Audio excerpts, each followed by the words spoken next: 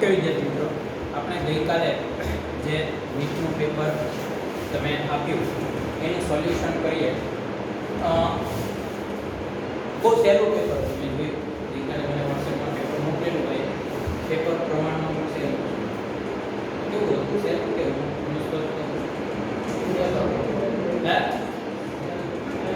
સહેલું હતું હે? ખબર નથી હે? ઓકે, હવે આપણે આગળ વાત કરીએ. તો કેટલાક પ્રશ્નો એવા છે મિત્રો કે જે એકદમ સહેલા છે અને થોડા ઝડપથી આપણે લઈ લઈશું. કેટલાક પ્રશ્નોમાં આપણે સમજવું પડે છે, તો એ આપણે રીતે લઈએ. તમને પહેલો પ્રશ્ન આપેલો છે, તમે જુઓ તો પહેલા પ્રશ્નમાં આપણને કીધું છે કે 25.3 ગ્રામ સોડિયમ કાર્બોનેટને પૂરતા પ્રમાણમાં ઓગાળવામાં આવે છે અને 250 મિલીનું દ્રાવણ બનાવવામાં આવે છે. જો સોડિયમ કાર્બોનેટ પૂરેપૂરો વિયોજિત થઈ જાય, 100% દ્રાવ્ય છે, સંપૂર્ણ દ્રાવ્ય છે, તો Na+ આયન અને CO3- આયનની સાંદ્રતા ગણો. પહેલી વાત તો એ કે સાંદ્રતા તો તમને લોકોને બધાને ગણતા આવડે છે. સાંદ્રતા એટલે મોલારિટી. પણ મિત્રો, આપણે જે મોલારિટી ગણીએ છીએ, સાંદ્રતા ગણીએ છીએ, એ આખા પદાર્થની ગણીએ છીએ. ધારો કે સોડિયમ કાર્બોનેટ છે તો સોડિયમ કાર્બોનેટની ગણીએ, બરાબર ને? તો કઈ રીતે આ દાખલો ગણવો એની આપણે વાત કરીએ. તમે જુઓ, સોડિયમ કાર્બોનેટ છે, અહીંયા જે આપણે વાત કરી છે હું તમને સમજાવું.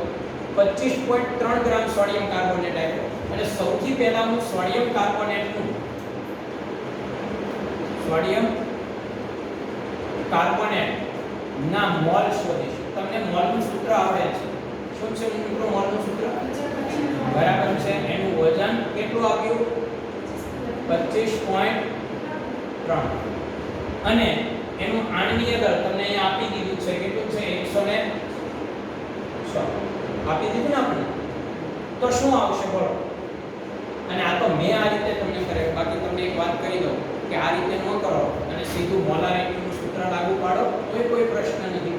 મોલારિટી દ્રાવ્યનું વજન, બરાબર ને, ગુણ્યા 1000 છેદમાં એનું આણ્વીય દળ અને ગુણ્યા આખા દ્રાવણનું કદ 250 મિલી. અહીંયા કદ મિલીમાં છે એટલા માટે મેં 1000 ઉપર મૂક્યું. હવે તમને ખ્યાલ છે અહીંયા 4 વડે ભાગાકાર કરશો એટલે 4 આવશે. પછી અહીં જુઓ 2 અને અહીંયા 53 દૂર આવશે કે નહીં? હવે મિત્રો આનો ગુણાકાર કરી નાખો તો કેટલા આવે?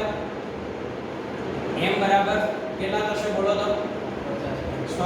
હા બરાબર છે, 50.6 અને છેદમાં કેટલા છે? 53. હાલો તમે આનું ભાગાકાર કરો, કેટલો આવે? 50.6 ભાગ્યા 53 કરો તો કેટલા આવે? 0.95. પછી આગળ શું આવે? 5. ઓકે, અહીંયા તમારે જોવાનું 3 આંકડા, પોઈન્ટ પછી 3 આંકડા છે તો 3 ને ધ્યાનમાં લ્યો. તો આ તમને જે સાંદ્રતા મળી કોની મળી મિત્રો? સોડિયમ કાર્બોનેટ, બરાબર ને? હવે સોડિયમ કાર્બોનેટની સાંદ્રતા જો આપણને 0.95 આપી હોય તો મને કહો કે એમાં રહેલા Na+ ની સાંદ્રતા કેટલી હશે? મિત્રો તમને આવડે છે, કારણ કે સોડિયમ કાર્બોનેટના એક અણુમાં સોડિયમ કેટલા છે? 2. તો 1 મોલ લો તો 2 થાય, 2 લો તો 4 થાય. એનો મતલબ એવો થયો કે અણુની સંખ્યા કરતા એમાં રહેલા સોડિયમ આયનની સંખ્યા કેટલી છે? બમણી. તો સીધી વાત છે કે ભાઈ બમણી હોય તો એની સાંદ્રતા પણ કેટલી હોય? બમણી. એટલે સોડિયમની સાંદ્રતા આના બમણા થશે. કેટલા આવશે કરો? 10 1 9 1 એટલા આવશે, બરાબર ને? તો આ તમને સોડિયમની સાંદ્રતા મળી. હવે મિત્રો તમે મને કહો કાર્બોનેટની સાંદ્રતા કેટલી હશે? તો એ તો તમે જોઈ શકો છો કે કાર્બોનેટ તો એક જ છે. તો કાર્બોનેટ આયનની સાંદ્રતા કેટલી આવશે? સોડિયમની છે એટલી આખા અણુની છે એટલે 0.955. એટલે આમાં આપણો જવાબ કયો આવશે? હવે તમે સમજી શકો છો. કયો જવાબ આવશે? આપણને બી. કયો જવાબ મળશે? અહીંયા બી જવાબ આવશે. ઓકે, હવે તમે જુઓ પ્રશ્ન 2. પ્રશ્ન 2 માં શું છે? આ રીતે થોડું આવડતું નથી ને પ્રશ્ન 2 માં શું આપેલું છે આપણને મિત્રો? ખાલી જગ્યામાં સૌથી વધુ અણુઓ હાજર હશે. મિત્રો અણુઓ સુધી નહીં જવાનું, અણુ સુધી જવાનું નથી. આપણે ખાલી મોલ શોધવાના. તમને બધાને ખબર છે કે જ્યાં મોલ વધુ હોય ત્યાં અણુઓની સંખ્યા વધારે. પણ એક વાત કહું કે પરમાણુ કે તો આપણે પરમાણુ સુધી જવું પડે. શું કામ? કારણ કે બધા અણુમાં પરમાણુ સરખા ન હોય. H2 તો એ બે જ પરમાણુ છે અને CO2 હોય તો 3 છે, બરાબર ને? એટલે પહેલી વાત અહીંયા જો કે અણુ આપ્યા ને અણુની સરખામણી કીધી. તમને કીધું કે શેમાં સૌથી વધુ અણુ હશે. તમારે શું કરવાનું? બધાના મોલ શોધી નાખવાના. બધાને શું શોધવાના? મોલ. જ્યાં મોલનો જથ્થો વધુ ત્યાં અણુઓની સંખ્યા વધુ. કારણ કે આપણે મોલને જ એવોગેડ્રો આંક વડે ગુણીએ તો જ્યાં મોલ વધુ હશે ત્યાં એવોગેડ્રો આંકને વડે ગુણાકાર કરતા અણુઓની સંખ્યા પણ આપણને વધારે મળશે. હવે તમે કીધું STPA H2 વાયુના 15 લિટર. તો એનો મતલબ શું થયો? ભાઈ STPA આપણે મોલ ઉપરથી કદમાં તો બહુ ગયા, પણ અહીંયા કદ ઉપરથી મોલમાં આવવાનું છે. તમને ખબર છે કે STPA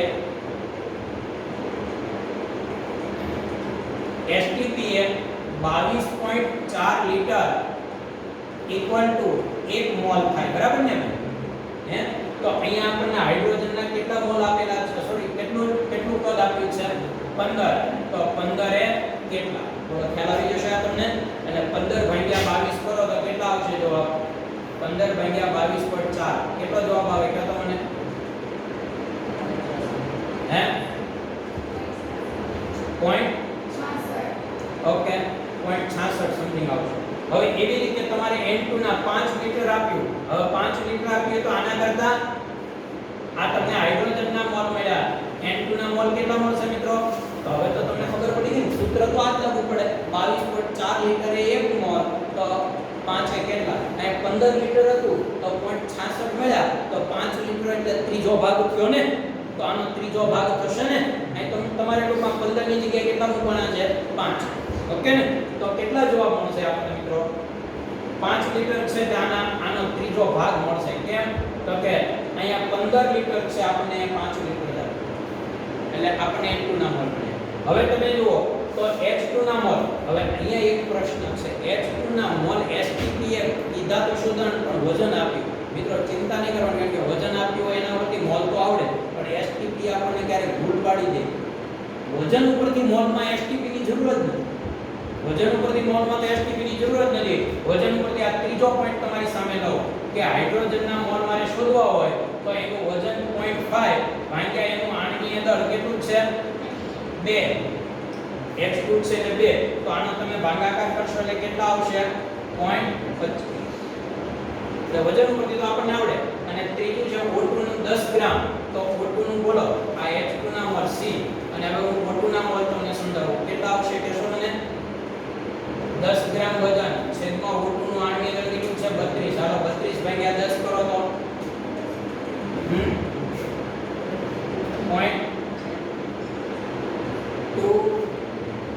0.3 સમથિંગ આવશે. કરો ભાગાકાર કેટલા? 3 હે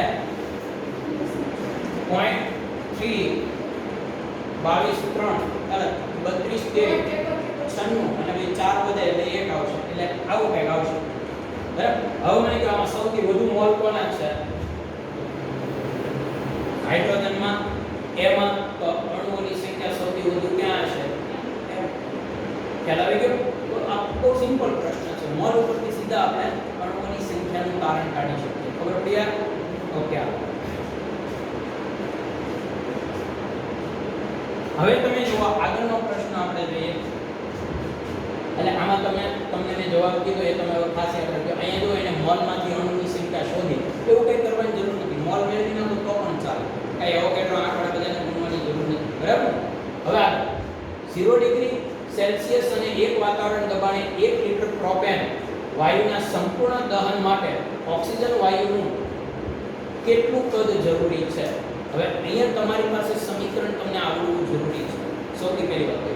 અને 0 ડિગ્રી તાપમાન 1 વાતાવરણ દબાણે 1 લિટર પ્રોપેન છે, બરાબર? હવે તમને લોકોને ખબર છે કે આપણી પાસે આ સૂત્ર છે C3H8 પ્રોપેન ની ઓક્સિજન સાથે પ્રક્રિયા કરીએ એટલે દહન થાય તો કાર્બન ડાયોક્સાઇડ મળે અને પાણી મળે, બરાબર ને ભાઈ?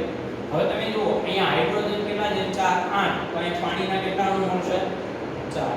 પછી ઓક્સિજન કાર્બન 3 છે એટલે કાર્બન ડાયોક્સાઇડ 3 મળશે, બરાબર ને? આ સંપૂર્ણ દહન થયું. હવે મને કહો કે આ કરવા માટે તમારે ઓક્સિજન કેટલા કેટલા જોઈએ? 3 ગુણ્યા 2 એટલે 6 અને 4 1 4 બરાબર ને? એટલે 6 અને 4 કેટલા થયા? 10 અને 10 માટે અહીંયા ઓક્સિજન કેટલા જોયા? 5 મોલ. ખ્યાલ આવ્યો? એટલે એનો સીધો મતલબ છે મિત્રો કે હવે હું કહીએ બોલ્યો કે જો આનો 1 મોલ નું સંપૂર્ણ દહન કરવું હોય પ્રોપેનના તો આપણને ઓક્સિજન 5 મોલ જોઈએ. ઓક્સિજન કેટલા મોલ જોઈએ આપણે? 5 મોલ જોઈએ. બરાબર? 1 મોલે 5 મોલ જોઈએ. તમને એમ થશે કે આના મોલ નથી આપણી પાસે. મિત્રો મોલ નથી પણ મોલમાં તમે ફેરવી તો એકો ને. તમને અહીં જો 0 ડિગ્રી તાપમાન, 1 વાતાવરણ દબાણ અને 1 લિટર પદ આપ્યું તો PV nRT નું સૂત્રનો યુઝ ના કરી શકાય? કરી શકાય કે નહીં? તો તમારે એ જ કરવાનું છે. ખ્યાલ આવી ગયો તમને? તમે અહીંયા PV nRT સૂત્રનો ઉપયોગ કરો. બરાબર? હવે એમાં તમારે મોલ શોધવા છે તો મોલને કરતા કરી દો. PV RT. ખ્યાલ આવ્યો? હવે P દબાણ કેટલું છે? 1. બરાબર ને? પછી કદ કેટલું છે? 1 લિટર. બરાબર ને? પછી તાપમાન R ને હું R જ રાખું. તાપમાન કેટલું છે? 273. હકીકત તમને કહું કે મારે PA નો મુકાય, TA નો મુકાય ને RA નો મુકાય. શું કામ? તો પરિસ્થિતિ તો એની જ છે. અને તમે કોઈ પદાર્થને હવાની હાજરીમાં દહન કરો છો ત્યારે મિત્રો તમે ખુલ્લા વાતાવરણમાં દબાણ પ્રક્રિયા કરો છો ત્યારે દબાણ તો એમને જ રહેવાનું કે નહીં? સમજાયું? અને તમે હું આ R શું કામ નથી મૂકતો? જો હું અહીંયા R મૂકીશ તો પાછું મારે પહેલામાં R મૂકવો. એટલે કેમ ટૂંકું કરવું એ ખાસ યાદ રાખજો. નહીંતર R મૂકીને તમે સાદું રૂપ કરવા જશો તો લાંબુ છે. હું તો તાપમાને મૂકવાની ના મૂકું. તાપમાને T નો T રાખો કારણ કે તાપમાન એ જ છે. બરાબર ને? આ દાખલા તરીકે હું તમને કહું કે ભાઈ આ તાપમાન છે T નો T જ રાખવાનું, કઈ કરતો જ નથી. આમ નામ રાખો તો મને મોલ કેટલા મળ્યા? તો કે 1/RT. હું આમ નામ રાખું, નથી મારે ફેર. મોલ ને હું RT ના સ્વરૂપમાં રાખું. શું ફેર પડવાનો? બસ મારે ખાલી એક કિરાસી મને આવડે કે 1 મોલે 5 મોલ તો 1/RT મોલે કેટલા? ભલે ને RT ના સ્વરૂપમાં લેવું, શું ફેર પડે? ખ્યાલ આવ્યો? ઓકે. હવે તમે શું કરશો? ક્રોસ ગુણાકાર કરો. હાલો તો ખોટુંના મોલ મળશે પહેલા. બોલો આનો આની હારે ગુણાકાર 5 ગુણ્યા 1/RT એટલે શું થાય ખબર તમને? 5/RT થશે. બરાબર ને? આનો આની હારે ગુણાકાર થાય પણ આ છેદમાં આવશે કે નહીં? આવશે. હવે તમારે O2 નું કદ શોધવું. મિત્રો O2 નું કદ શોધવું હોય તો શું કરવાનું? તો આપણી પાસે સૂત્ર છે. આવડું આ PV એમાં કદને સૂત્રનો કરતા બનાવી દો. એટલે nRT ના છેદમાં V nRT ના છેદમાં મારે શું મૂકવું જોઈએ? V. ઓકે. હવે તમે જુઓ n મને કેટલા મળ્યા બોલો તો? 5/RT અને એની RT તો હતો જ અને દબાણ 1 આ બે બંને ગયા એટલે જવાબ શું આવશે? અહીંયા 5. કેટલો આવશે? આને તમને સમજાવવા માટે મેં થોડું ટૂંકું કર્યું કે RT ની કિંમત નહીં મૂકો તો પણ ચાલશે. મેં થોડું ટૂંકું તમને કરીને આપ્યું. બરાબર? બાકી તમને કહી દઉં તો હવે તમને આ ખબર પડી ગઈ કે પ્રક્રિયા પરિસ્થિતિ સરખી હોય તો મિત્રો ખાલી મોલ હોય ને ઈ જેનું કદ આવે. મોલનો સંબંધ છે આ 1 છે તો આ એના 5 ગણા છે તો મિત્રો એના કદનો સંબંધ જે હોય મોલનો સંબંધ ઈ જેના કદનો સંબંધ મળે અને ઈ જેની સાંદ્રતાનો સંબંધ મળે અને ઈ બધું એને એ જ લાગે. મોલ 5 ગણા છે તો કદ એ 5 ગણું છે. એમાં નવું શું છે? સમજી ગયા ના ક્લિયર? એટલે આ એક વાત તમારે ખાસ ધ્યાનમાં રાખવાની છે.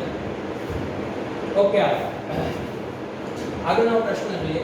નીચેના પૈકી શેમાં પરમાણુની સંખ્યા મહત્તમ છે? આ પ્રશ્ન હવે આવડે કે નહીં? વજન આપ્યું 1 ગ્રામ સિલ્વરનું દળ આપી દીધું. આમાં તો કેટલું સારું છે. હું તો આપતોય નહોતો. દળ ને બધું આવી એટલે ખાલી આપણે મોલ જ ગણવાના છે. મેં તમને કીધું મોલ જ ગણજો. વજન 1/108. અહીંયા વજન 1/24. અહીંયા વજન 1/16 અને અહીંયા વજન 1/7. બરાબર ને? હવે તમે મને કહો એક જગ્યાએ તમને પ્રોબ્લેમ થશે. ક્યાં? તો કે O2 નું વજન આપ્યું એટલે O2 ના મોલ મળશે. 36 વડે ભાગશો તો બરાબર ને 36 વડે ભાગશો તો, બાકી તમે 16 વડે ભાગો તો એ સીધા મળી જાય, કારણ કે સોરી 32 વડે ભાગશો તો O2 ના મોલ મળે, પણ 16 વડે ભાગો તો, અને ઘણા મિત્રો આવું કરે આમાં આ પ્રશ્નમાં એક પ્રશ્ન તમને ડાઉટ થાય કે ભાઈ અહીંયા અમારે મોલ શોધવા તો શું કરવું, તો કે મોલ એટલે વજન છેદમાં આણ્વીય દળ, તો અહીંયા અણુ સ્વરૂપે છે એટલે 32 વડે મારે ભાગવું પડે, પછી મને જે જવાબ મળે એમાં મારે પરમાણુના મોલ શોધવા હોય તો હું એમ કહું ભાઈ એક અણુમાં 2 પરમાણુ છે એટલે અણુના મોલ કરતા પરમાણુના મોલ કેટલા હોય, ડબલ હોય, તો એના ઈ ડબલ હોય એ યાદ કરવું, એના કરતા સીધા 16 વડે ભાગી નાખો ને છેદ અડધો થાય એટલે જવાબ ડબલ થઈ જાય, ખબર છે ને તમને? તો હવે કહો લ્યો આમાં તો દાખલો નહીં ગણવો, સૌથી વધુ મોલ કોના મળશે, તો કે 1/108 થાય એટલે મોટી સંખ્યા છેદમાં આવે, છેદમાં જેમ સંખ્યા મોટી આવે ભાગાકાર કેવો આવે, નાનો આવે, એટલે મોલની સંખ્યા સૌથી ઓછી ક્યાં હશે, સિલ્વર, સિલ્વરમાં સૌથી ઓછી હશે, અહીંયા 24 વડે ભાગવાનું, અહીંયા 7 વડે, તો તમે મને કહી દો ને સૌથી વધુ અણુઓની મહત્તમ પરમાણુની સંખ્યા ક્યાં હશે, લિથિયમમાં, કારણ કે લિથિયમમાં દળ ઓછું છે એટલે 1/7, અને જેમ છેદ નાનો એમ તમને મોલની સંખ્યા કેવી મળશે, વધારે, બરાબર? આ લોકોએ વજન તો 1 ગ્રામ જ રાખ્યું, કન્ફર્મ રાખ્યું, પણ આમાં 1 ને 108 વડે ભાગવાનું છે સિલ્વરમાં, મેગ્નેશિયમમાં 1 ને તમારે 24 વડે ભાગવાનું છે, ઓક્સિજનમાં 1 ને 16 વડે ભાગવાનું છે, અને પહેલામાં 1 ને 7 વડે ભાગવાનું છે, સીધી વાત છે કયો ભાગાકાર મોટો આવશે, 7 વડે ભાગાકાર કરીએ એ મોટો આવે ને, અને મોટો ઈ આવશે એટલે એમાં મોલની સંખ્યા વધુ છે, મોલની સંખ્યા જ્યાં વધુ હોય ત્યાં પરમાણુની સંખ્યા પણ કેવી હોય, વધારે, બરાબર? એટલે એ સમજી શકાય એવો પ્રશ્ન છે. ઓકે, આગળનો પ્રશ્ન જોઈએ, 5મો પ્રશ્ન. યુરિયા 6.02 × 10⁻20 અણુઓ યુરિયાના 100 મિલી દ્રાવણમાં છે તો સાંદ્રતા ગણો. બહુ સિમ્પલ છે પ્રશ્ન, પણ અહીંયા અણુની સંખ્યા આપી, સાંદ્રતા એટલે મોલારિટી. મિત્રો મારે મોલારિટી શોધવી હોય તો શું સૂત્ર છે મારી પાસે, મોલના છેદમાં કદ, બરાબર ને? અને કદ જો મારે મિલીમાં લેવું હોય તો ઉપર 1000 મૂકવા પડે, આ તો તમને આવડે છે. એટલે એનો મતલબ એવો છે કે મારી પાસે યુરિયાના મોલ હોવા જોઈતા હતા, પણ મારી પાસે યુરિયાના મોલ નથી, મારી પાસે છે યુરિયાના અણુઓની સંખ્યા. પણ તમે મિત્રો મોલ ઉપરથી અણુની સંખ્યા શોધવામાં શું કરો છો, એવોગેડ્રો આપણે ગુણો, તો અણુની સંખ્યા ઉપરથી મોલ શોધવા હોય ત્યારે એવોગેડ્રો આપણે ભાગો. ખ્યાલ આવી ગયો? આપણે આવું સૂત્ર શીખ્યા છીએ કે અણુની સંખ્યા is equal to mol into Na, Avogadro આંક, બરાબર? તો હવે મારે મોલ શોધવા હોય તો મોલ equal to અણુઓની સંખ્યા છેદમાં Na, એટલે કઈ આમાં નવું નથી. બોલો અણુઓની સંખ્યા કેટલી આપી, 6.02 × 10⁻, કેટલી 20 ઘાત આપી ને, 20 આપી, અને છેદમાં 6.02 × 10⁻, કેટલી મૂકો, હવે તમને અહીંયા તમે 6 શું કામ મૂક્યા, અરે 6.02 મૂક્યા, 6.022 નો આવે એ 2 ત્રીજા પદ તરીકે અવગણી નાખવાનું, બરાબર ને? સરળ કેમ પડે, આ 6.2 ગયા એટલે અહીંયા કેટલા વધે, 1 વધે, બરાબર? અને 10⁻20 ઘાત અને 10⁻23 ઘાત એટલે ઉપર કેટલી વધે, -3. આ મોલ મળી.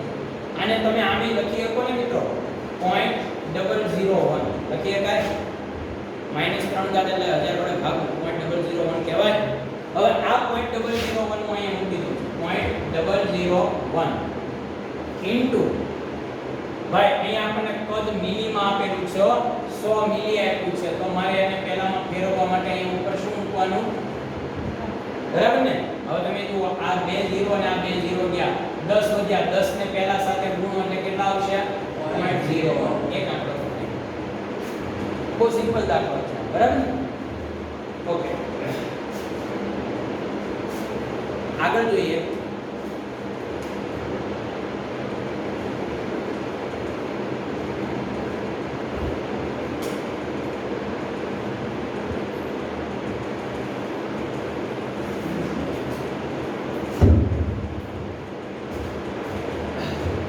હવે જો આ એક દાખલો, આમાં આ દાખલો અઘરો નથી, પણ આને રિલેટેડ દાખલા ઘણા બધા છે અને એમાં ભૂલ પડે. આ દાખલો બહુ સહેલો છે. અહીં શું કીધું? નીચે મુજબ પદાર્થના બે દ્રાવણ ને મિશ્ર કરવામાં આવે તો એક દ્રાવણનું કદ 480 મિલી અને સાંદ્રતા 1.5 મોલર છે. પ્રથમ દ્રાવણ ને બીજું 520 મિલી અને સાંદ્રતા 1.2 મોલર છે. બરાબર. બીજું દ્રાવણ. તો અંતિમ દ્રાવણ અને બેને મિશ્ર કર્યા પછી એની મોલારિટી કેટલી થશે? અહીંયા કીધું કે નીચે મુજબ બે પદાર્થના નીચે મુજબ પદાર્થના, અહીંયા બહુ શબ્દ સમજો, પદાર્થના બે દ્રાવણ. શું કીધું તમને? પદાર્થના બે દ્રાવણ અને બે આગળ લખે ને બે પદાર્થના દ્રાવણ. જો રીત આખી બદલાય. પદાર્થના બે દ્રાવણ એટલે એક જ પદાર્થના બે અલગ અલગ દ્રાવણ અને એક જ પદાર્થના બે દ્રાવણ હોય ને તો મિત્રો ફાઇનલ દ્રાવણ ની સાંદ્રતા અને એનું કદ એ પહેલા દ્રાવણની સાંદ્રતા અને કદના ગુણાકાર અને બીજા દ્રાવણની સાંદ્રતા અને કદના ગુણાકારના સરવાળા જેટલું હોય છે. યાદ રાખો. પણ આ મોલારિટી છે, આ સૂત્ર હકીકતમાં નોર્માલિટીનું છે. n1v1 n2v2 એના માટેનું છે. મેં શું કામ આ લખ્યું ખબર તમને? એક જ પદાર્થનું દ્રાવણ હોય ત્યારે નોર્માલિટી કે મોલારિટી આપણા માટે બહુ મહત્વ ધરાવતી નથી. કારણ કે એક જ પદાર્થનું દ્રાવણ છે તો મોલારિટીમાંથી નોર્માલિટીમાં ફેરવું તો બે વડે એક બેને ગુણવાના, બેને ગુણાકાર કરો તો જવાબમાં ફેર પડતો નથી. સમજાયું? એટલે એક જ પદાર્થના દ્રાવણ હોય તો તમે આ સૂત્ર સીધું વાપરી શકો. હવે બહુ સિમ્પલ છે. આ મિશ્રણનું સાંદ્રતા છે, આ મિશ્રણનું કદ છે, આ પહેલા દ્રાવણનું, આ બીજા દ્રાવણ. હવે તમે જુઓ, તમને મિશ્રણની સાંદ્રતા એટલે એમ શોધવાનું કીધું. મિશ્રણનું કદ તમને આપ્યું નથી પણ તમે કહી શકો કેટલું હશે. બે દ્રાવણનું મિશ્રણ કરો છો, એકનું કદ કેટલું છે? 480. બીજાનું કદ કેટલું છે? એટલે બે થી ટોટલ કેટલો થશે? 1000. બરાબર ને? આ એક ખાસ ધ્યાનમાં રાખો. હવે મને કહો m1 એટલે પહેલા દ્રાવણની સાંદ્રતા કેટલી છે ભાઈ? 1.5 ગુણ્યા 480. બરાબર? વત્તા બીજા દ્રાવણની સાંદ્રતા 1.2 ગુણ્યા 520. હાલો આનો તમારે સાદું રૂપ આપવાનું છે. આ બેનો ગુણાકાર કરો, આ બંનેનો. બરાબર? કેટલા આવશે કહો? 720. કેટલા? 720. ઓકે. અને આનો ગુણાકાર કરો 624. ઓકે. હવે મિત્રો આ બેનો સરવાળો કરો એટલે કેટલા થશે? તો 4 અને 13 44 અને 1000 અહીંયા લઈ લો એટલે છેદમાં આવશે કે નહીં? એટલે m એકલો વધે. m ઇક્વલ ટુ કેટલા આવશે? ભાગાકાર કરો 1.344. ઓકે. તો શું જવાબ આવશે? 1.344. આવી ગયો? ખબર પડી? હવે બહુ સિમ્પલ દાખલો છે. અહીંયા આપણને આપેલો છે પણ આપણે આ રીતે ધ્યાનમાં લઈશું. ઓકે. આગળ સાતમો દાખલો છે. જો સાતમો દાખલામાં કીધું 25 મિલી સોડિયમ હાઇડ્રોક્સાઇડના દ્રાવણને તટસ્થીકરણ કરવા 0.5 મોલર 50 મિલી ઓક્ઝોલિક એસિડની જરૂર પડે તો 50 મિલી NaOH ના દ્રાવણમાં NaOH નો જથ્થો કેટલો હશે એટલે NaOH કેટલા ગ્રામ ઉમેર્યું છે. એટલે પહેલું કામ તમારે શું કરવું પડે ખબર? સાંદ્રતા શોધવી.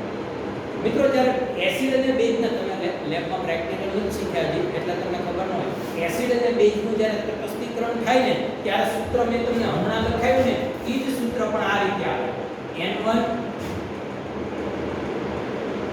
ત્યારે સૂત્ર આવું આવશે N1V1 N2V2. ત્યારે સૂત્ર આ રીતે આવશે.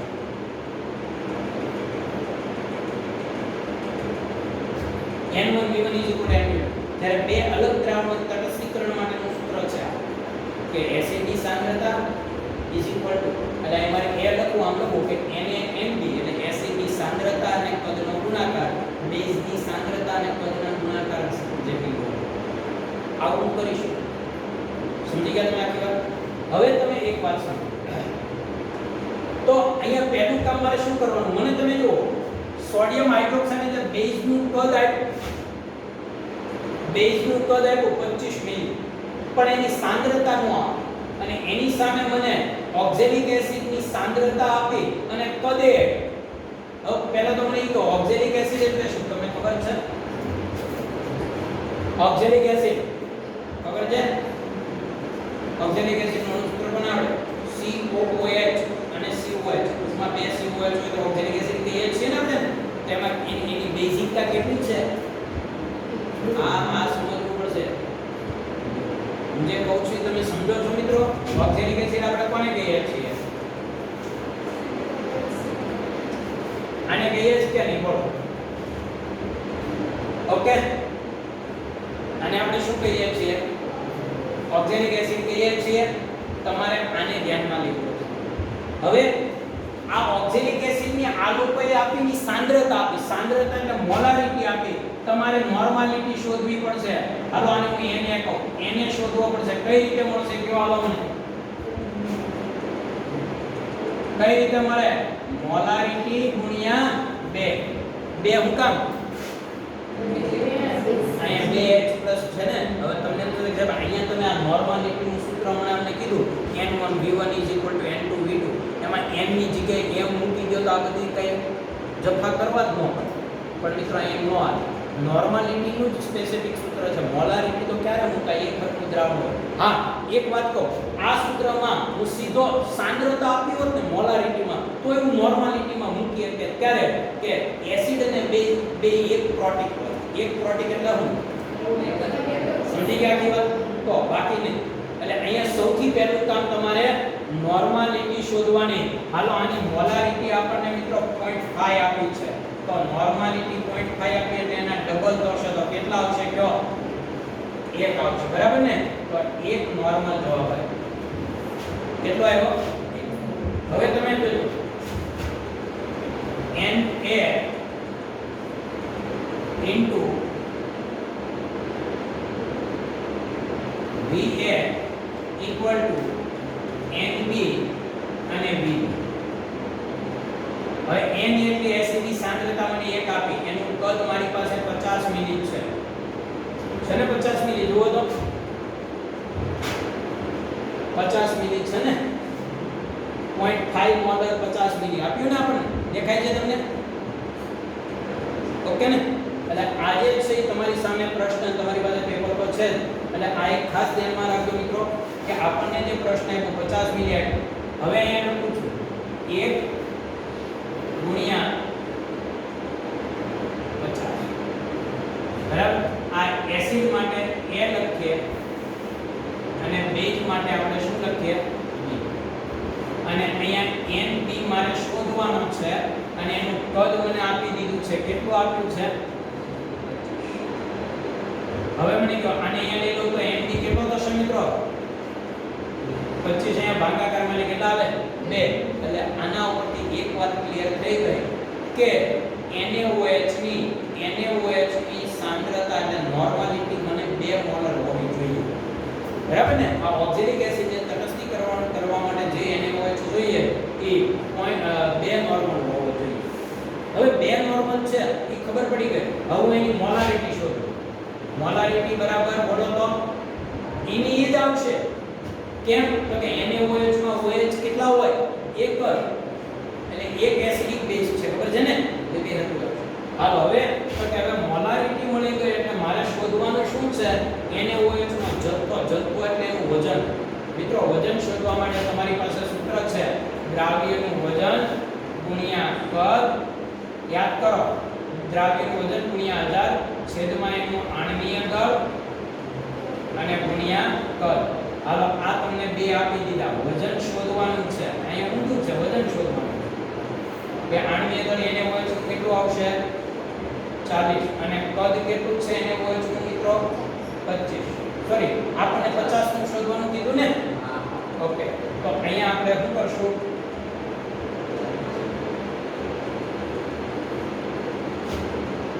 ઓકે હાલો અહીંયા આ છેદ ઉડે છે ઉડાડી દઈએ 2 0 દૂર ગયા 5 દૂર અને 5 1 અહીંયા 2 હવે 2 અહીંયા આવે એટલે W બરાબર કેટલા આવ્યા 4 ગ્રામ આવશે કે નહીં કેટલો આવશે જવાબ 4 બરાબર એટલે ટૂંકમાં કહીએ તો વજન જે છે એ તમારે આ રીતે ધ્યાનમાં લેવાનું છે ઓકે, એટલે મિત્રો ખાસ ધ્યાનમાં રાખજો. આ બધા દાખલા છે એકદમ સહેલા છે, પણ થોડું તમારે ધ્યાન આપવું છે.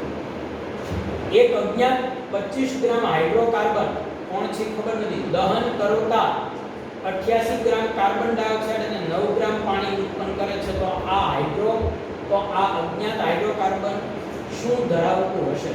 મતલબ એમાં કાર્બન અને હાઇડ્રોજન કેટલા હશે એવું કીધું. આ તો બહુ સિમ્પલ પ્રશ્ન નથી લાગતો તમને? નથી લાગતો? લાગે?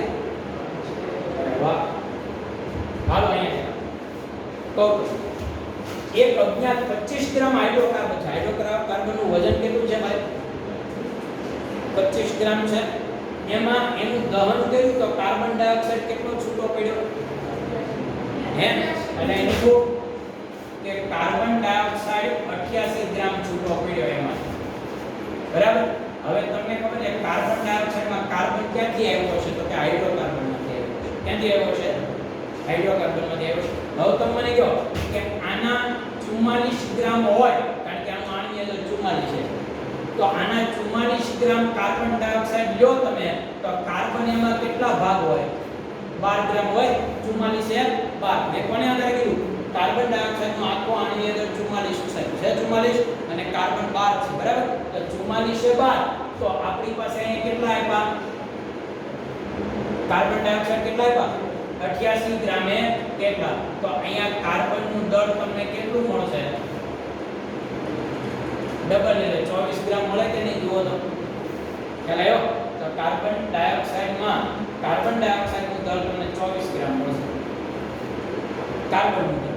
ઓકે, હવે તમે એટલે આમાં તમે જો આ તો આપણી આ તો છે ને આ લોકોએ આમ ભૂલ પાડવા માટે લીધું હોય એવું જ લાગશે. એની કઈ જરૂર જ નથી. હાઇડ્રોકાર્બનના દળની કઈ જરૂર જ નથી. આપણે તો સીધા કાર્બન ડાયોક્સાઇડ 88 ગ્રામ છૂટો પડ્યો એટલે એ કાર્બન ડાયોક્સાઇડ નું 44 ગ્રામ વજન હોય ત્યારે કાર્બન 12 હોય તો 88 એ કેટલું છે? તો 12 નું 24 પછી પૂરું થઈ ગયું. બીજું ક્યાં કરવાનું છે? ખ્યાલ આવ્યો? હવે હું તમને બીજું, હવે હાઇડ્રોજન પાણી કેટલો છૂટો પડે છે જુઓ તો. એ જ રીતે પાણીમાંથી હાઇડ્રોજન ક્યાંથી આવ્યો? તો કે પાણીમાંથી હાઇડ્રોજન ક્યાંથી આવ્યો છે? હાઇડ્રોકાર્બનમાંથી. કારણ કે આપણી પાસે ફાઇનલી સૂત્ર તો આવું જ હશે કે ભાઈ હાઇડ્રોજન અને ઓક્સિજન ધરાવતો હાઇડ્રોકાર્બન ઓક્સિજન સાથે જોડાય ત્યારે કાર્બન ડાયોક્સાઇડ અને પાણી બને. તો આ કાર્બન છે અહીંયાથી આવ્યો છે અને હાઇડ્રોજન છે એ પણ ત્યાંથી જ આવ્યો છે. બરાબર ને? તો હું હાઇડ્રોજનનું વજન છે એની સાપેક્ષમાં હાઇડ્રોજન કેટલો છે સીધો શોધું. તો અહીંયા તમે જો અત્યારે હાઇડ્રોજનનું આણ્વીય દળ કેટલું છે? 18 ગ્રામ. તો 18 ગ્રામ પાણી હોય ત્યારે હાઇડ્રોજન કેટલો? 1 ગ્રામ કે 2 ગ્રામ? 2, કારણ કે અહીંયા 2 હાઇડ્રોજન છે ને, એટલે 1 ગુણ્યા 2 તો કેટલા આવશે? તો તમે એમ ન કહી શકો કે 18 ગ્રામ પાણીમાં 2 ગ્રામ હાઇડ્રોજનનો ભાગ છે. 18 ગ્રામ પાણીનું દળમાં 2 ગ્રામ કોને કારણે છે? હાઇડ્રોજનને કારણે છે. બરાબર? તો 18 ગ્રામ પાણીમાં 2 ગ્રામ હાઇડ્રોજન, તો આપણને પાણીનું દળ કેટલું આપ્યું છે મિત્રો? જુઓ તો 9. તો 9 ગ્રામે કેટલા આવશે? 1. તો આપણને કયો જવાબ આપેલો છે અહીંયા? બરાબર ને? તો જો સી જવાબ છે. હવે આગળનો દાખલો જોઈએ. 1.1 ગ્રામ સીસી. સીસી એટલે સેન્ટીમીટર ક્યુબ, અને તમે મિલી કહીએ કારણ કે 1 સેમી ક્યુબ બરાબર 1 મિલી થાય. બરાબર છે ને? ઘનતા ધરાવતા 10% H2O2 ના દ્રાવણની નોર્માલિટી શોધો. 10% H2O2 નું દ્રાવણ આપણને આપ્યું છે અને એની તમને નોર્માલિટી શોધવાની કીધી છે. મિત્રો આ જે આપ્યું છે ઘનતા, બરાબર? હવે તમને એમ થશે કે આ ઘનતાનો ઉપયોગ આપણે ક્યાં કરશું? ક્યાં કરવાનો? મિત્રો આ 10% જે આપ્યું 10% એ શું હશે? જો અહીંયા ઘણા મિત્રોને ખબર નથી હોતી કે સાહેબ 10% માં એને ચોકવડ તો કરવી જોઈએ ને કે વજન કદની ટકાવારી છે કે વજનની છે કે કદની છે. પણ મિત્રો યાદ રાખજો ખાલી ટકા કે એટલી વજન કદ જ હોય. અને સામાન્ય રીતે આપણે ઘન પદાર્થને પાણી પ્રવાહીમાં ઓગાળવાના ઉદાહરણ મોટા ભાગના આપે. એટલે ઘન પદાર્થને વજન માપવાનું હોય એટલે દ્રાવ્ય પદાર્થનું વજન અને દ્રાવક છે એનું કદ. સમજાયું તમને? એટલે આ 10% નો અર્થ તમારે વેટ બાય વેટ સમજવાનો આપણને જે 10% આપ્યું ને તમારે weight by weight H2SO પર સમજવાનું છે. તો એનો મતલબ એવો છે કે H2SO પરનું દળ એમાં કેટલું હશે? દ્રાવ્ય પદાર્થનું દળ કેટલું હશે? જો લ્યો 10 ગ્રામ બરાબર છે. અને આખા દ્રાવણનું દળ કેટલું હશે? હે આખા દ્રાવણનું કેટલું હશે? 100, કારણ કે ટકા 100 હોય એટલે આખું દ્રાવણ 100 ત્યારે આપણો દ્રાવ્ય પદાર્થ 10. અહીંયા મારે દ્રાવકની પાણીની જરૂર છે જ નહીં. નોર્માલિટી શોધવાની હોત ને, સોરી મોલાલિટી તો જરૂર પડે ને પાણીની, બાકી અહીંયા મારે કોઈ પાણીની જરૂર નથી. તો પાણીની એ તમારે જરૂર નથી એટલે દ્રાવકની જરૂર જ નથી, તમે સીધું આમ નામ લઈ લો ચાલશે. હવે મિત્રો તમે જુઓ, મને આ દળ આપ્યું આખા દ્રાવણ, મારે આ ઘનતાનો ઉપયોગ કરવાનો કે કોઈ પણ દ્રાવણની ઘનતા એના દળ અને કદના ગુણાકાર જેટલી હોય અથવા ભાગાકાર જેટલી હોય. ઘનતા કેટલી આપી મને? 1.1. દળ કેટલું આપ્યું મને? 100 છેદમાં કદ, અને કદ ઇક્વલ ટુ 100 ના છેદમાં 1.1. કેટલો આવશે જવાબ મિત્રો? હે કેટલો આવે? 99 90.90 આવે ને? ઓકે હવે આ કદ મિલીમાં. હવે તમને શોધવાની નોર્માલિટી કીધી. નોર્માલિટીનું સૂત્ર શું છે બોલો તો? દ્રાવ્યનું વજન ભાઈ મને કહો, દ્રાવ્ય પદાર્થનું વજન કેટલું છે? 10 ગ્રામ બરાબર ને? દ્રાવ્ય પદાર્થનું વજન કેટલું છે? 10 ગુણ્યા 1000 છેદમાં દ્રાવ્ય પદાર્થનું આણ્વીય દળ. આણ્વીય દળ ને એવો સોરી અહીં અમારે શું લેવું જોઈએ? શું લેવાનું છે? આણ્વીય દળ લેવાય કે તુલ્ય દળ? બરાબર ને? અને એને ગુણ્યા કદ, તો આપણને અહીંયા દ્રાવણનું કદ કેટલું મળ્યું? 90. હાલો કયો હવે સાદું રૂપ આવી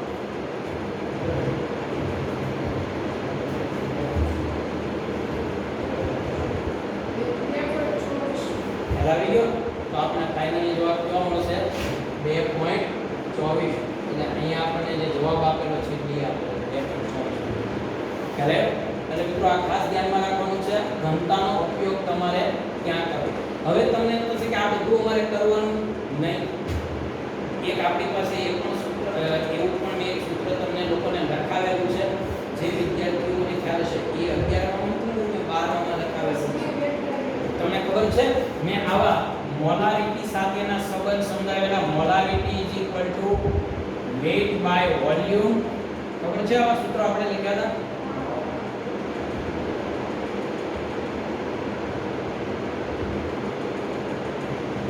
વેઇટ બાય વોલ્યુમ ઇન્ટુ 10 અને છેદમાં આણ્વીય દળ. ખબર છે આવું સૂત્ર હતું? હે જો આના માટે વેઇટ બાય વોલ્યુમ માટે આ સૂત્ર હોય તો વેઇટ બાય વેઇટ માટે કયું સૂત્ર હોય? તો કે weight by weight into 10 upon અહીંયા મોલારી આણ્વીય દળ, અને અહીંયા મેં તમને લખવાનું શું કીધું હતું? D. યાદ કરો હતું આ સૂત્ર? આ બધું એકનું એક જ છે. હવે આ સૂત્ર મારે નોર્માલિટી માટે લાગુ પાડવું હોય તો નોર્માલિટી માટે લાગુ પાડવું હોય તો હું શું કરીશ મિત્રો? બોલો. Weight by weight into 10 into D છેદમાં અહીંયા આણ્વીય દળની બદલે તુલ્ય દળ મૂકી દઈશ 49. હવે તમે સીધી જ કિંમત મૂકીને જવાબ મેળવી શકો. લખો 10 ગુણ્યા 10 ગુણ્યા 1.1 ભાગ્યા 49 કરો. ખ્યાલ આવ્યો? તો આ પણ આપણને ખબર હોવી જોઈએ કે આપણે કઈ રીતે મેળવવું. આ સૂત્રો બધા પાછા મેં તમને સમજાવેલા. આગળ જોઈએ. 52 ગ્રામ હિલિયમમાં પરમાણુની સંખ્યા કેટલી? આ આવડશે કે નહીં ભાઈ? 52 ગ્રામ હિલિયમનું પરમાણુ દળ કેટલું છે? 4. અને ભાગાકાર કરશો 13 મોલ મળશે. 13 મોલ ગુણ્યા એવોગેડ્રો. હાલો આગળ જોઈએ. જો 5 મોલર દ્રાવણમાં 500 મિલી અને 1500 મિલી સુધી મંથન કરવામાં આવે તો દ્રાવણની મોલારિટી શું મળશે? 5 મોલર દ્રાવણમાં 500 મિલી ને 1500 મિલી સુધી મંથન કરવામાં આવે તો મોલારિટી. આ કયું સૂત્ર ખબર ભાઈ? એક જ પદાર્થના બે દ્રાવણ છે બરાબર? હા, M1 V1 equal to m2 અહીંયા પાછું એમ નહીં કહેતા હો, અહીંયા પછી એમ નહીં કહેતા કે સાહેબ આમાં તમે તો ઓલું સૂત્ર ભૂલી ગયા mv m1 v1 m2 v2 લખતા એ નથી. અહીંયા તો એકનું એક દ્રાવણ આપણે મંજર કરી, ઓલામાં તો બે દ્રાવણ ભેગા કરી. જ્યારે એકના એક પદાર્થના બનેલા, ધારો કે હું એમ કહું કે મારી પાસે ખાંડના બે અલગ અલગ સાંદ્રતા વાળા દ્રાવણ છે અને બે હું ભેગા કરું તો સૂત્ર ઓલું આવે m1 mv m1 v1 m2. પણ અહીંયા તો હું એકના એક દ્રાવણ, મારી પાસે બે દ્રાવણ છે ને, મારી પાસે એક જ દ્રાવણ છે. 500 મિલી ખાંડનું લીંબુ શરબતનું દ્રાવણ છે, સમજી ગયો ને? 500 મિલી એટલે બે મહેમાન હતા એટલે 500 મિલી બનાવ્યું, 150 આવે બરાબર. અને બીજા 6 મહેમાન આવી ગયા અને ખાંડ વગાડવાનો સમય નથી એટલે પછી બીજું 1500 મિલી હું નાખી દઉં પાણી. એટલે ઓલાને પાણી પીધું કે શરબત પીધું ખબર ન પડે, પણ એ પછી એનો પ્રશ્ન ખ્યાલ આવ્યો. તો m1 v1 m2 v2 ક્યારે? એકનું એક દ્રાવણ જ્યારે તમે એને ચેન્જ કરતા બદલાવતા હોય ત્યારે, બરાબર. હવે તમને બસ હવે આવડે, આમાં કઈ નવું છે જ નહીં. પહેલી સાંદ્રતા 5 હતી ત્યારે એનું કદ કેટલું હતું? 5 હવે સાંદ્રતા તો એની બદલાય છે પણ એના કદ કેટલું કરીએ છીએ? 1500 મિલી સુધી મંદન કરીએ છીએ, બરાબર. તો આને તમે લઈ લો 5 ગુણ્યા 500 છેદમાં 1500. મિત્રો અહીંયા 3 આવશે, 5 ભાગ્યા 3 કરશો કેટલા આવશે? બોલો 66 એમ આવશે ને? બસ આ બધું ઓકે.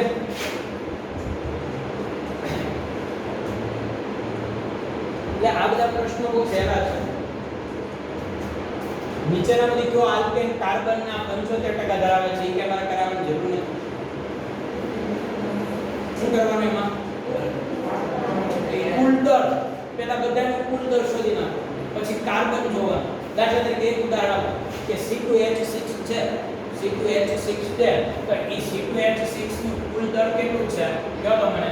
12 * 24 ને 30 છે હે, અને એમાં કાર્બન કેટલા છે? તો કે 2. એટલે કાર્બન કેટલા છે? 24. બોલો આ ખબર પડી ગઈ? આખા હાઇડ્રોકાર્બનમાં કાર્બન 75% ક્યાં છે તમારે શોધવાનું છે. તો આખા હાઇડ્રોકાર્બનનું આણ્વીય દળ અને કાર્બનનું દળ મેં લખ્યું 24 શું કામ? તો કે 2 છે. હવે લખો 30 એ 24 તો 100 એ કેટલું? બરાબર. જોઈશ ટકા આવે 75 એટલે બે આગળમાં છે, આગળનો વિકલ્પ સ્વીકારી. ઓકે.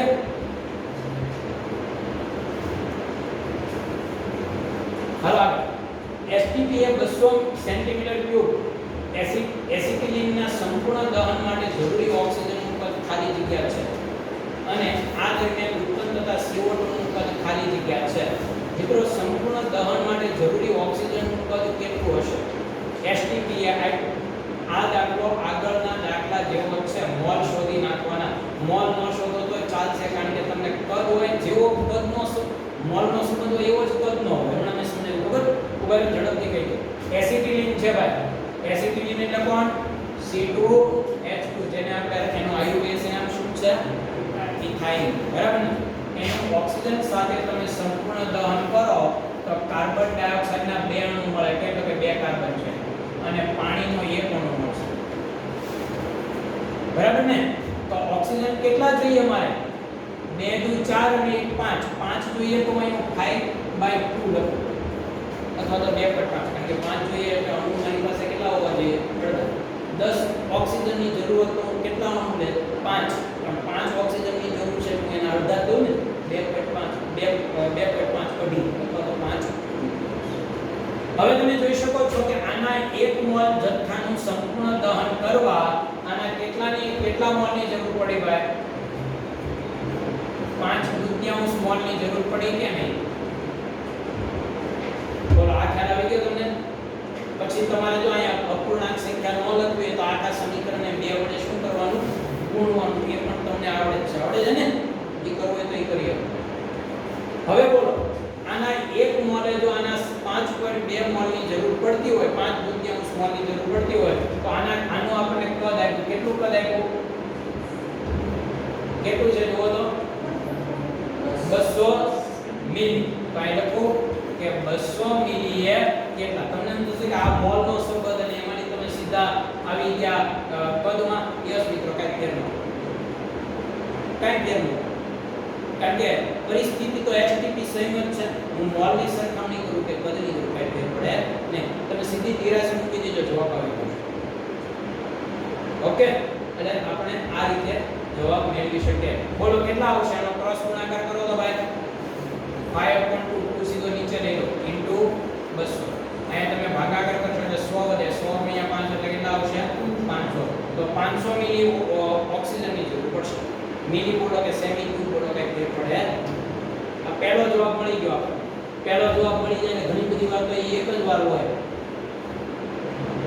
એટલે બીજા એમસીક્યુ જોવાની જરૂર જ નથી અમે એ જવાબ આવે બીજો પ્રશ્ન સોલ્વ કરવાનો જ નથી કાર્બન ડાયોક્સાઇડ ઉત્પાદન કેટલું આનું શોધવું તો શોધી શકાય કે આનો 1 મોલ ત્યારે આના 2 મોલ તો આના જેટલા મોલ છે એના કરતા ડબલ છે ડબલ માંથી 2 ઉડી છે ડબલ તો કદે ડબલ 1 મોલ ને 2 મોલ તો 200 મોલ 400 200 મિલી 400 પણ એ કરવાની જરૂર નથી મને આ પેપર એટલે જ સહેલું લાગ્યું કે આમાં એક જવાબ મળી જાય તો પણ તમે બીજો જવાબ સ્વીકારી શકો બાકી આવી રીતે હોય એટલા સહેલા પ્રશ્નો ન હોય ઓકે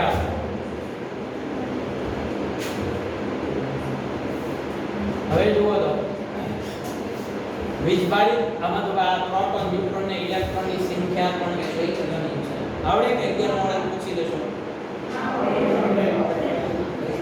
તો યુરેનિયમ નું AX નું રૂપાંતરણ YP માં થાય તો ન્યુટ્રોન ની સંખ્યામાં થતો ઘટાડો શોધો આ પ્રશ્ન છે તો કઈ નથી આમાં ગણિતના વિદ્યાર્થીઓ માટે કોઈ અઘરી વાત જ નથી ન્યુટ્રોન ની સંખ્યામાં થતો ઘટાડો શોધવાનો કીધો એટલે ઘટાડો થતો હશે એ કન્ફર્મ છે કારણ કે ઘણી વાર તો બધું અજ્ઞાત આપ્યું એટલે આપણને કઈ ઘટાડો થાય એ અમને કેમ ખબર પડે પણ આમાં શું યુરેનિયમનું વિખંડન થાય પણ આપણે ઘટાડો કીધો છે એટલે આપણે સ્વીકાર લેવાનું કે એ વાત સાચી છે બરાબર એટલે આપણે સ્વીકારીએ પણ કેટલો ઘટાડો થાય શોધો પહેલા મને જોઈ લો અહીંયા ન્યુટ્રોન કેટલા છે યસ x - a કારણ કે આપણો નિયમ છે ન્યુટ્રોનની સંખ્યા એટલે પરમાણુય દળ ભાગ્યા પરમાણુ બરાબર ને ભાઈ અને આમાં કેટલા ન્યુટ્રોન છે y - b હવે આના કરતા આમાં ઓછા છે તો કન્ફર્મ છે કેટલા ઓછા છે શોધવું હોય તો જે મોટું હોય એમાંથી નાનું શું કરી દેવાય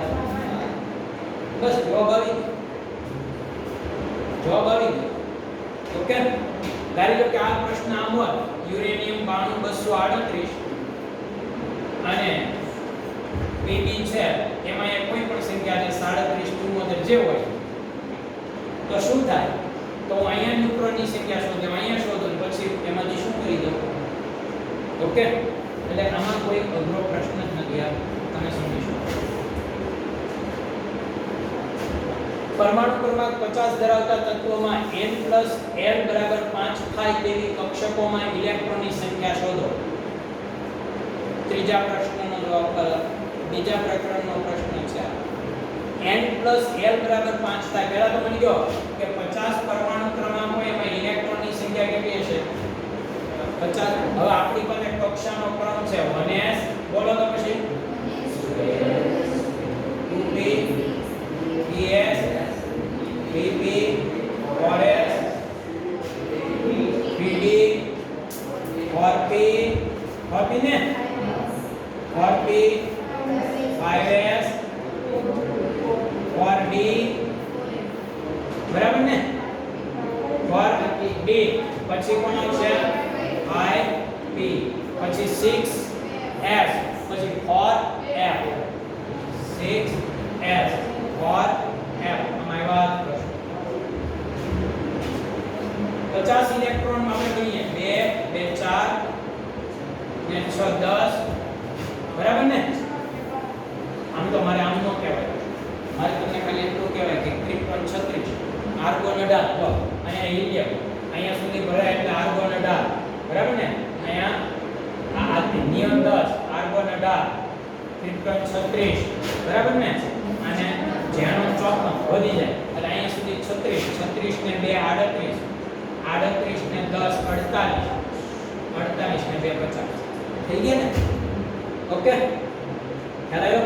અથવા આમ ગણો છે ને આ 10 એ 12 ને 6 18 19 20 20 ને 10 30 30 ને 6 36 ને 2 38 બરાબર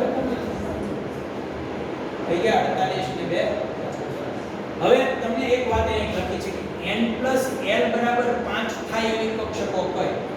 તો સાંભળો n ની કિંમત 5 હોય અને l 0 હોય તો 5 થાય. હવે n 5 અને l 0 એટલે કઈ કક્ષક હોય? 5. સમજાયું તમને?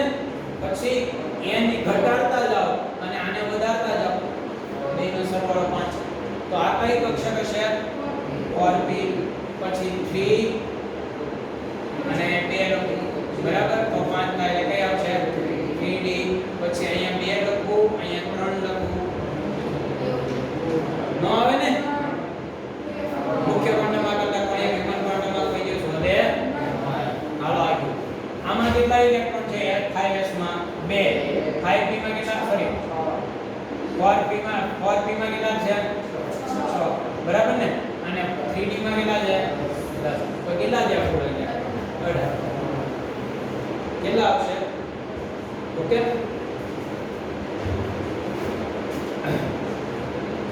એટલે આમાં કુલ ઇલેક્ટ્રોનની સંખ્યા 18 હશે તે આપણે ધ્યાનમાં રાખીએ.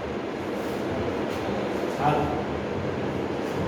ક્વોન્ટમમાં n l અને m માટે કયો સંબંધ સાચો છે? હવે તો આવડે છે કે મુખ્ય ક્વોન્ટમમાં કરતા કોણીય વેગમાન ક્વોન્ટમમાં હંમેશા કેવો હોય? નાનો. પણ કોણીય વેગમાન ક્વોન્ટમમાં કરતા ચુંબકીય ક્વોન્ટમમાં નાનો હોય ક્યારેક કેટલો હોય ખબર છે તમને? એટલે આમાં કયો વિકલ્પ આવશે મિત્રો? d. પછી 4d 5p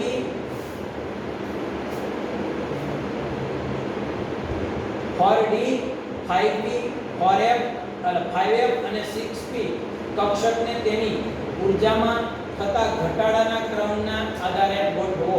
આમાં તમારે કયો નિયમ લાગુ પાડવાનો? n l. બરાબર ને? હાલો 4d માં n l કેટલો થાય? સોરી 4d છે એમાં n l કેટલો થશે? બોલો. છે 4 + 2 એટલે કેટલા થયા? 6. n l. તમને ખબર છે ને n l નું મૂલ્ય જેટલું ઓછું એટલી ઊર્જા ઓછી. n l ને બધે ઊર્જાનો ક્રમ. પછી બીજી કઈ કક્ષક છે ભાઈ? 5p. તો એમાં 5 + 1 એમાં 6 થયા. પછી ત્રીજી કઈ છે? 5. 5 + 3 એટલે એમાં 8 થાય. એ તો નીકળી ગયો આગળ. પછી 6p 6 + 1 એટલે 7. તો આમાં સૌથી વધુ ઊર્જા તો આ 5f ની છે કન્ફર્મ થઈ ગઈ. એનાથી ઓછી કોની હશે? 6p. n + l જેનો મોટો એની ઊર્જા સૌથી વધુ, પછી એનાથી ઓછી. હવે એનાથી ઓછી કોણ? તો કે આ બે સરખા છે. તમને ખબર છે n + l સરખા હોય તો આપણે ખાલી n ને જોવાનું હોય. બરાબર ને? એમાં n જેનો મોટો એની ઊર્જા વધુ અને n જેનો નાનો એની ઊર્જા ઓછી. એટલે 5p ની વધુ કહેવાય અને 4d ની એનાથી કેવી આવશે? ઓછી. બરાબર ને? એટલે 4d 5p એમ ક્રમ આવશે. બરાબર? તો આ આપણો જવાબ છે. એ આપણે ખાસ ધ્યાન હાલો Fe+2 ની d કક્ષકમાં આવેલા ઇલેક્ટ્રોનની સંખ્યા એ નીચેના પૈકી કયા તત્વોમાં આવેલા ઇલેક્ટ્રોનની સંખ્યાને સમાન નથી? Fe+2 ની d કક્ષકમાં આવેલા ઇલેક્ટ્રોનની સંખ્યા એ નીચેના પૈકી કયા તત્વમાં આવેલા ઇલેક્ટ્રોનની સંખ્યાને સમાન નથી? બરાબર? એટલે કયા તત્વોમાં આવેલ ઇલેક્ટ્રોનની સંખ્યાને સમાન નથી તમારે કહેવાનું છે. પહેલા મને કહો કે આની d કક્ષામાં કેટલા ઇલેક્ટ્રોન છે? 6. બરાબર? હવે જેની d કક્ષામાં 6 ઇલેક્ટ્રોન ન હોય એવા તમારે ગોતવાના છે. કોણ આવશે? બરાબર? શું કીધું તમને? કે સમાન નથી. Fe ની ઇલેક્ટ્રોન રચના 6 ઇલેક્ટ્રોન છે. મેગ્નેશિયમમાં કેટલા છે? તો કે Fe ની 60 ઇલેક્ટ્રોન સાથે સામ્ય ધરાવે છે. શું કામ?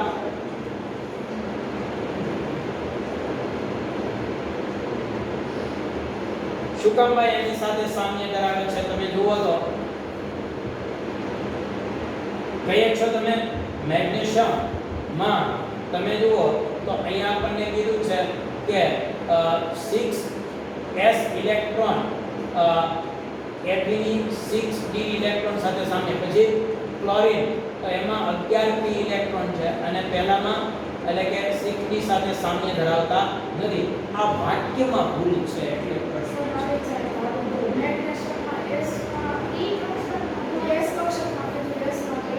અને એમાં સ્પેસિફિક ભાગ પાડવા જોઈએ કે ભાઈ આના s ના કરો આના એવું આપેલું છે આન્સરમાં, પ્રશ્નમાં આપ્યું દેવું એક મિનિટ હા ઓપ્શનમાં આપ્યું છે, બાકી પ્રશ્નમાં એને કેવું જોઈએ ને આ સોરી એ જો આપેલું છે s ની મેં ધ્યાન નહોતું આપ્યું. મેગ્નેશિયમના s ઇલેક્ટ્રોન જોવાના, તો મેગ્નેશિયમના s ઇલેક્ટ્રોનમાં જો 1s માં છે, 2s માં અને 3s માં બે છે. ઓકે પછી આના ક્યાં જોવાના p ના જો સમજાયું તમને, એટલે તમને ખબર પડી જાય ક્લોરીન ના p માં કેટલા ઇલેક્ટ્રોન છે કયો લ્યો 11 2p અને 3p માં બરાબર ને. હવે કયો તો ક્વોન્ટમ n અને l પરથી નીચે પ્રમાણે ઇલેક્ટ્રોન મળે છે તો તેમને તેમની ઊર્જાના વધતા ક્રમમાં પ્રમાણે લખો. આ તો આવડે ને ભાઈ n + l જોઈએ. બોહરના સિદ્ધાંત પ્રમાણે 5મી કક્ષા માટે કોણીય વેગમાનનું મૂલ્ય જણાવો. 5મી કક્ષા તમને ખબર છે ને કશું nh/2π બરાબર છે. તો 5મી કક્ષા એટલે n બરાબર કેટલા મૂકી દેવાના 5. હવે આ 2 અને 5 ઉડાડો એટલે કેટલા આવશે 2.5 બરાબર ને, એટલે કયો જવાબ આવશે 1.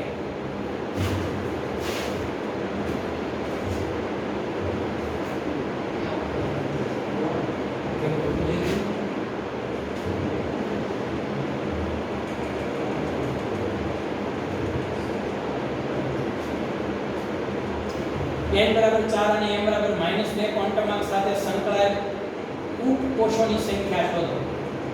કેટલા આવશે ઉપકોષો? 1 આવશે કે 2 આવશે? કેટલા આવશે? n બરાબર 4 ભાઈ n બરાબર 4 એટલે કઈ ચોથી કક્ષા. ચોથી કક્ષાના પ્રકાર લખો 4s 4p 4d અને થોડા આગળ વધી આ બહુ સમજવા જેવો પ્રશ્ન માં વચ્ચે l ન થાય. જો n ની જગ્યાએ l આપ્યો તો ફાઇનલ એક જ જવાબ. હવે આમાં મુખ્ય ક્વોન્ટમ ચુંબકીય ક્વોન્ટમ આંક -2 ક્યાં હોય તો કે આમાં તો ચુંબકીય ક્વોન્ટમ આંકનું એક જ મૂલ્ય છે 0. આમાં -1 0 અને +1 છે ને, તો આમાંય નથી આવતું. અહીંયા તો કે +2 +1 0 -1 અને -2 આમાં આવશે અને એક આમાં -2 ક્વોન્ટમ આંક ધરાવતી સંખ્યા આ બેમાં આવશે કે નહીં, એટલે કુલ કેટલી કક્ષકો આવશે? આમાં તમે જો f માં તમને ખબર જ છે ભાઈ +3 +2 +1 0 -1 -2 અને -3 અહીંયા એવો અને અહીંયા 2 બરાબર, એટલે આપણને તરત ખબર પડી જશે. કેટલા વાગે હે 4 વાગ્યા નથી ઘડિયાળ તમે મારી જવા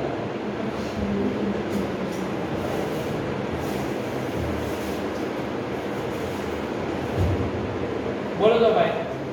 હાઇડ્રોજન પરમાણુની ટૂંકામાં ટૂંકી તરંગ લંબાઈ લાયમન શ્રેણી λ1, હેલિયમની બામર શ્રેણીમાં લાંબામાં લાંબી તરંગ લંબાઈ ખાલી જગ્યા હશે. હાઇડ્રોજનની આપીને હિલિયમની શોધવાની કીધી, શું કરવાનું? પહેલા મને આમાં આપણે એવું શું કરીએ, લાયમન શ્રેણીની આપણને લાયમન શ્રેણી એટલે કેટલામી શ્રેણી? પહેલી શ્રેણીમાં ટૂંકામાં ટૂંકી તરંગ લંબાઈ કેટલી આપી? બરાબર. અને હિલિયમ પ્લસ ની બામર શ્રેણીમાં લાંબામાં લાંબી તરંગ લંબાઈ શોધો. બામર શ્રેણી એટલે કેટલામી શ્રેણી આવશે? બીજી આવશે. તો એમાં આપણે કઈ રીતે શોધી શકીએ? તમારી પાસે સૂત્ર છે, તમને ખ્યાલ હોય કયું સૂત્ર છે?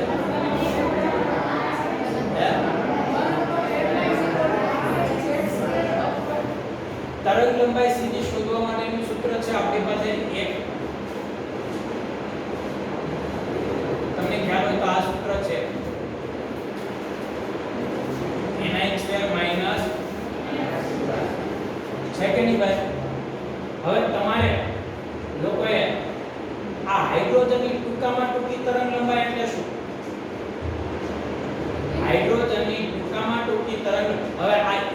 જગ્યાએ લેમ્બડા મૂકવું હોય તો શું કરી શકાય ખબર છે તમને e ની જગ્યાએ લેમ્બડા મૂકવું તો શું કરાય તમારી પાસે છે hc upon પછી લેમ્બડા ને તમારે શું કરવાનો કરતા કરી નાખવો પડે બરાબર પણ હું તમને એમ કહું અહીંયા hc upon લેમ્બડા જોજો હવે એને સમજો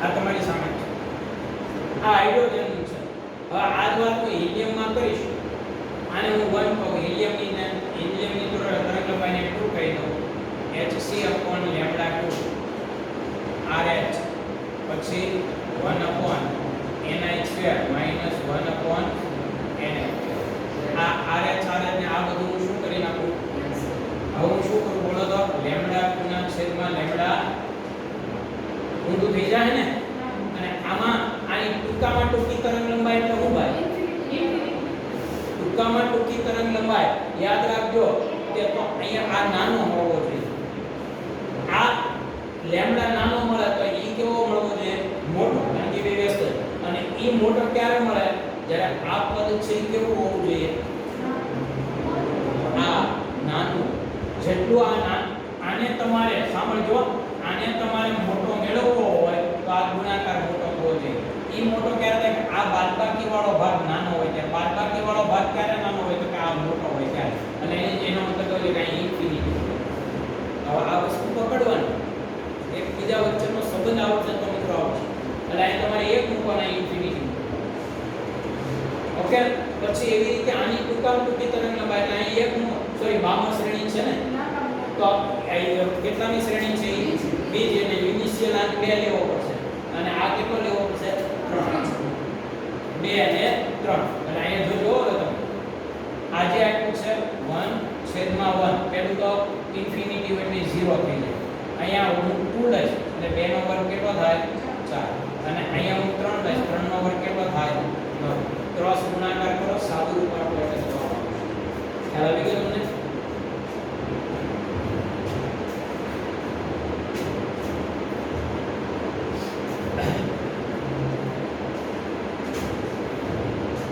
કેટલા વાગે હજી નો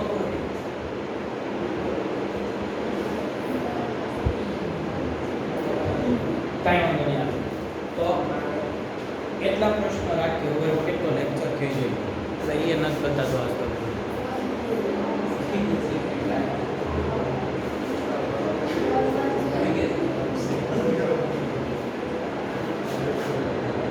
એમ નથી કે 4 ને ઓકે હાલો ભાઈ